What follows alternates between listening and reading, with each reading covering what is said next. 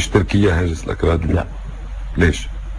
يعني إذا أنتم اليوم ضمت كركوك إليكم، يعني أتراك غير راضين تماما وتصريحات دائما يعني ما تصب في خانة أنه لن نسمح للأكراد بأن يضموا كركوك.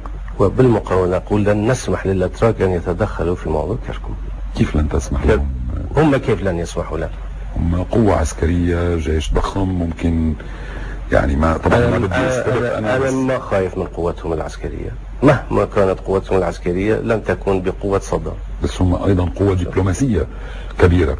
لا خايف من قوتهم العسكرية ولا من قوتهم الدبلوماسية، لأنه يتدخل في شأن لا يعنيهم، في شأن داخلي لدولة أخرى.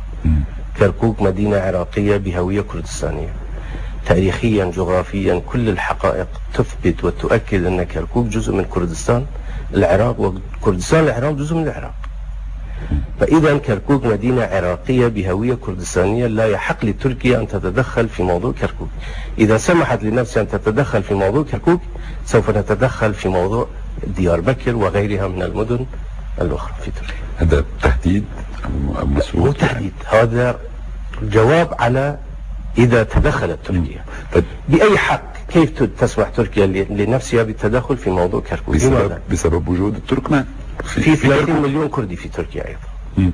أنتم ما تتدخلوا بشؤون الأكراد؟ نحن ما نتدخل، ولكن إذا هم يسمحون لنفسهم يتدخلوا في موضوع كركوك بسبب كم ألف من التركمان، عندئذ أيضا سوف نتدخل لأجل 30 مليون كردي في تركيا. هل تعتقد أن الأمور ستصل إلى هذا الحد؟ أنا أتمنى أن لا تصل، ولكن إذا الأتراك يصروا على أن يتدخلوا في موضوع كركوك أنا مستعد أن أتحمل كل النتائج، ولن أسمح لهم أن يمرروا برنامجهم في كركوك.